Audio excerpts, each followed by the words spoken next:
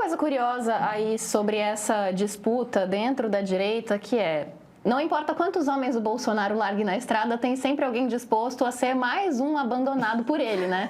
Porque a anistia não era do interesse de nenhum desses candidatos da direita. Mesmo assim, todos eles subiram no carro de som lá na manifestação da Paulista para apoiar o projeto que só interessa ao Bolsonaro. E agora nenhum deles deve ter o apoio do ex-presidente, pelo menos no primeiro turno.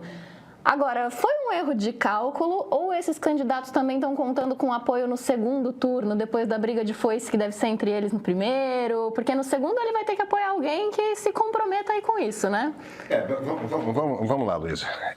Tem um monte de camadas aí. E minha opinião tem mudado um bocado nas últimas semanas com todas as coisas que eu ouço.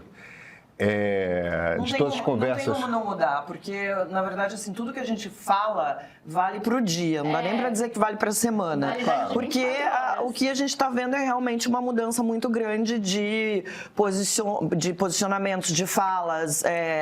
Então, é imprevisível o que vai acontecer no ano que vem, de fato. Eu argumentaria que não é necessariamente imprevisível. A gente consegue ter mapear razoavelmente como que as peças podem cair no tabuleiro. Porque a gente tem algumas noções. A primeira que eu acho mais importante é a seguinte: o PL precisa ter um candidato à presidência.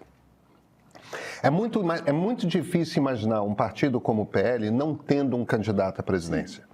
Por quê? Porque é um dos maiores fundos eleitorais do Brasil, só não é o maior, porque agora o União Brasil e Democratas se juntaram e viraram um partido com uma bancada maior na Câmara dos Deputados. Mas o PL era o maior fundo eleitoral. Se ele abre mão dessa coisa de chefiar a direita, o que acontece essencialmente é que no mandato seguinte a direita pode ter um outro comando, entende? Então, o Valdemar Costa Neto não pode não ter um candidato à presidência com chance de vitória. E isso eu acho que a maior parte das pessoas não percebem o nó que esse troço dá, que é o seguinte: para a maior parte das pessoas que querem uma direita unida, o candidato ideal é o Tarcísio de Freitas, tá?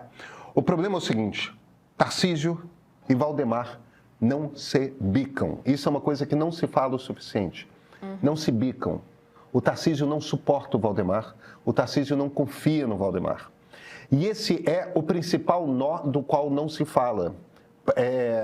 Quando vem esse papo, Tarcísio é candidato, não é candidato, Tarcísio quer ser, Tarcísio não quer ser, aí o Kassab aparece dizendo: não, se o Tarcísio decidir ser, eu vou apoiá-lo, mas se não for, aí o PSD vai ter candidato.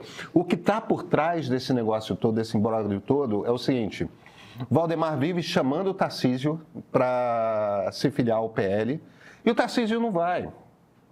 Então, você cria essa situação... Mas ele reconhece, então, né? Eles não se bicam, mas ele chama porque ele sabe que é o candidato que talvez tenha mais chance. Mas qual é a história que está por trás disso?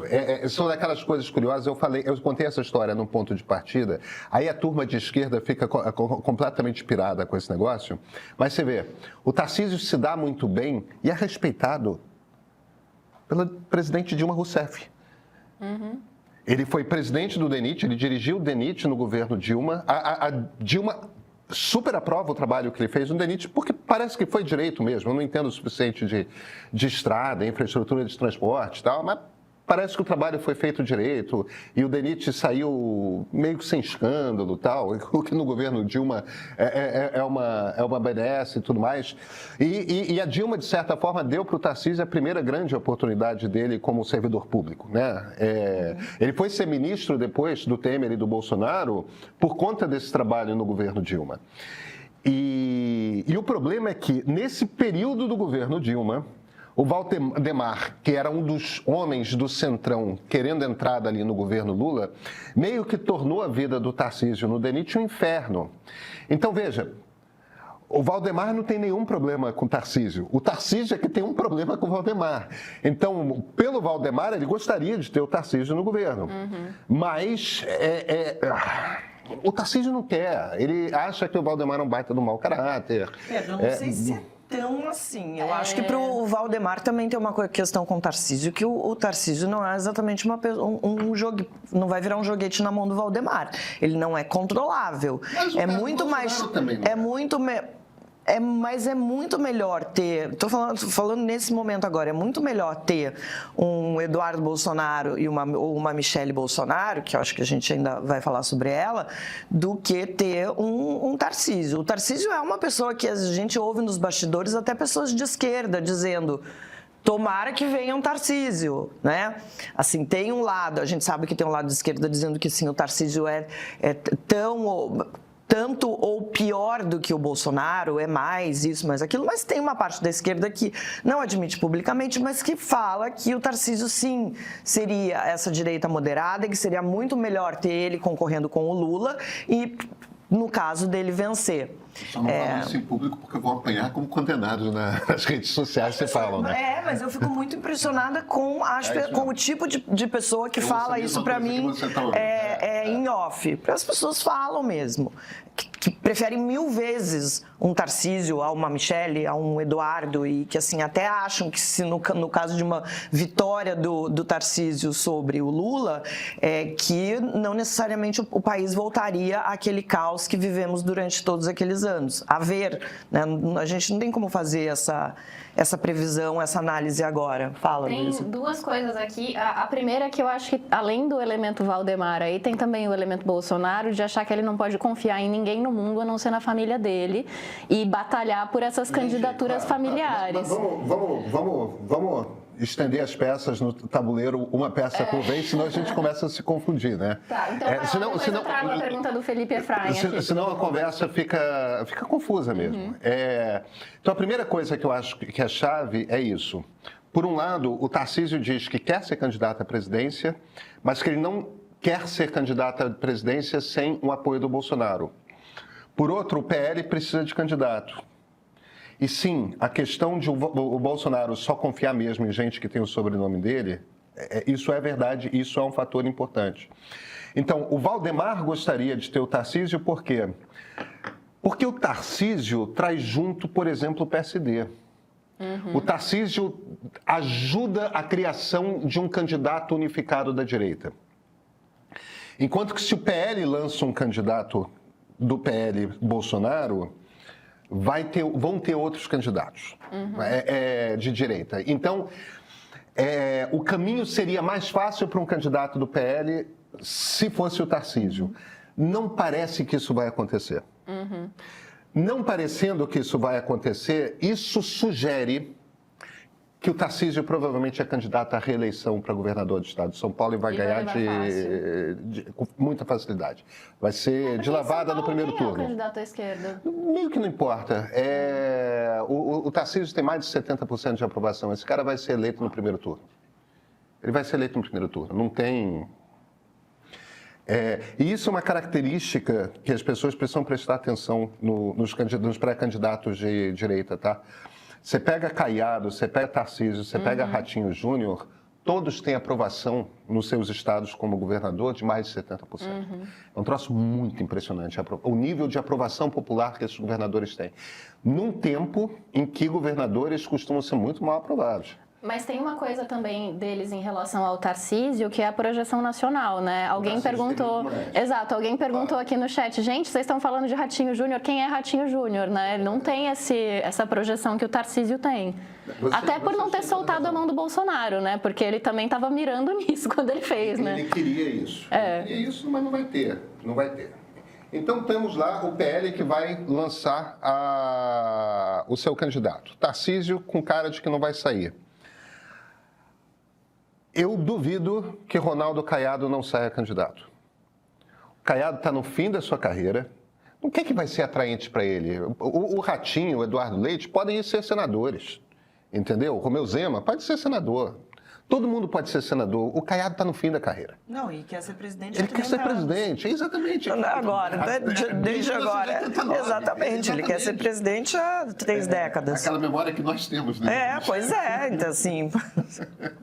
Mas é isso. Eu acho que faz sentido o que você está falando. O cara quer ser presidente há muito tempo, ele não vai agora mirar um Senado, coisa que talvez ele conseguisse. Não tem outro pré-candidato no Brasil, ou no União Democrata, né? Agora. E ele de fato acredita que ele seria essa opção moderada da direita, que tem muita gente que quer, muita gente da esquerda também que fala, poxa, né, que bom seria se tivermos, mas eu não sei se ele consegue aglomerar em torno dele o apoio necessário para uma eleição. Acho, e tem mais, o Caiado está há 3 anos, há 4 anos, tentando se projetar para fora de Goiás e não consegue.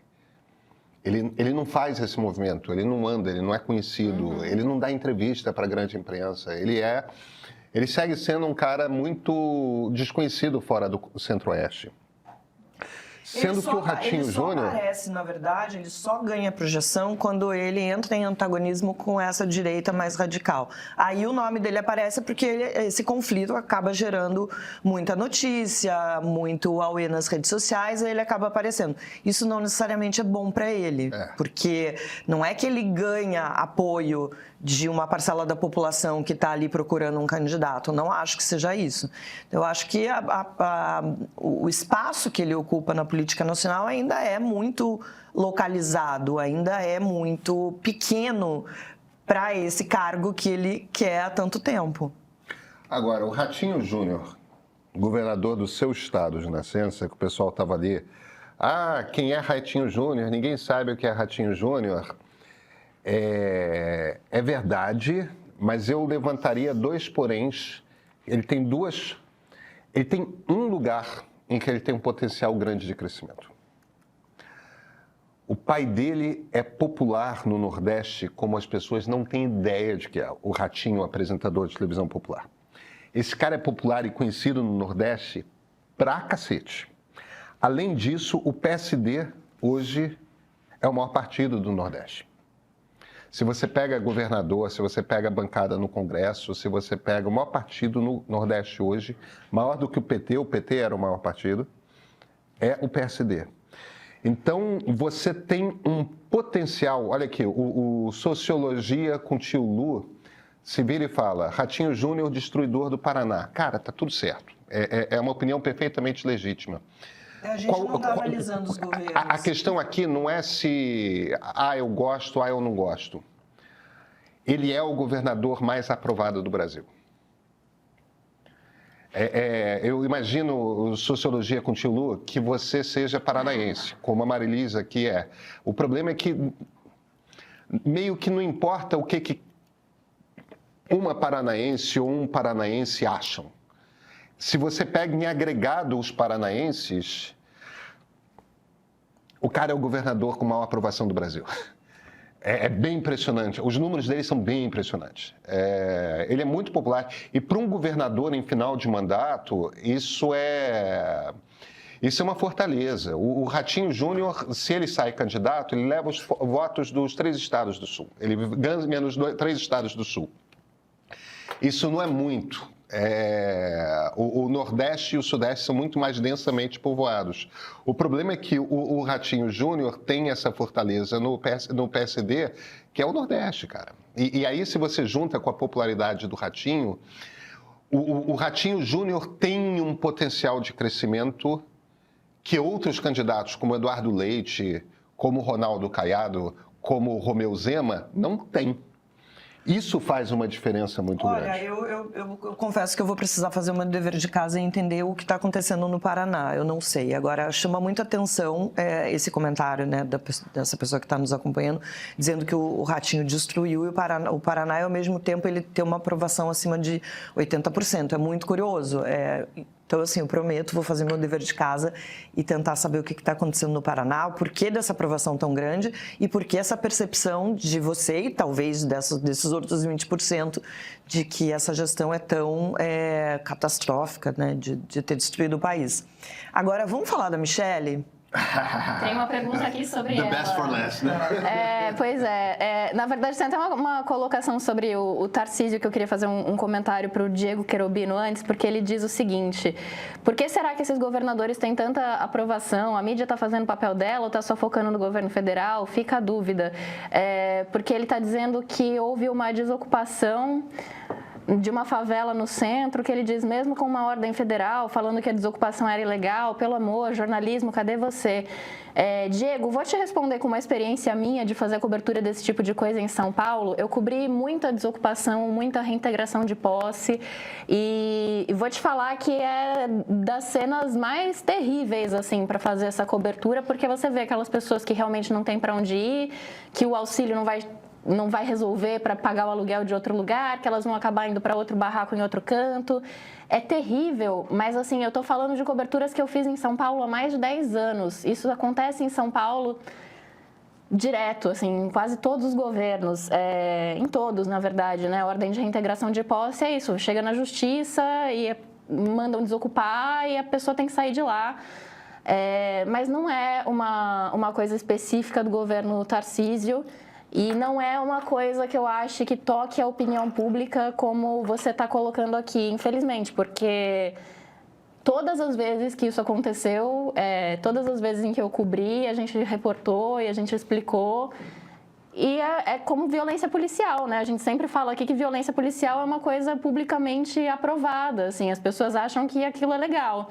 Então, não é uma questão de como... Eu acho que nesse caso aqui não é uma questão de como a gente está contando a história, a imprensa, eu digo, mas é de como isso chega na população em geral. Em 2018, Jair Bolsonaro, um político abertamente hostil ao regime democrático, chegou aqui, à presidência da República, pelo voto. Ninguém pode ter a ilusão de achar que não há conflito em democracia. Não, os regimes democráticos são muito conflituosos. E 4 anos depois se movimentou para continuar aqui, mesmo não tendo votos para isso. Democracia é um regime intrinsecamente frágil.